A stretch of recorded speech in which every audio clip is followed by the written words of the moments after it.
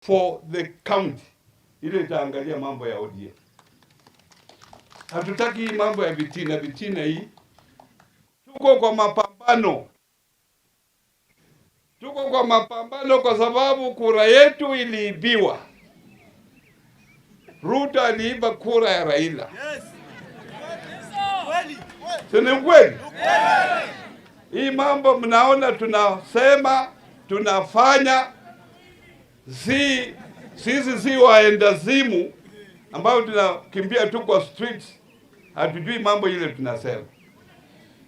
Na sisi tunataka nchi hii kuanzia 2027 mtu yoyote ambaye anapiga kura, ujue kura yako imepigwa, kura yako itahesabiwa na kura yako itatangazwa vile umepiga kura. Pana wewe unapigia kura Buyu na wakisabua kura hiyo imepewa Rashid. Hiyo hatutaki. Na tunataka tuwe na marekebisho katika Election Act kuona ya kwamba we have free and fair election kuanzia 2027,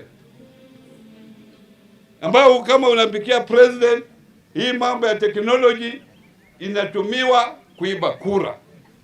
Nasema kwa nini tumeunda kamati mbili?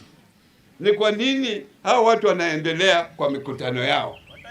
Tunasema hao pia wanaongea maofu. Ukisikia ule Ichungwa, ule deputy president anaitwa nani? Hata jina yake sijui, huyo hata akiongea na chifichanga hivi sijui ataongea nini. Yeah. So hao wanaongea maofu, ndio kwa sababu tumeamua tuende kwa wananchi tuwaambie mahali tuko na kwa haya mambo. Na tumeenda half time kwa mambo ya maandamano. Tuko tu half time. Kitu yote ikitokea tunasema tunarudi wapi? Uwanjani. Si ndio?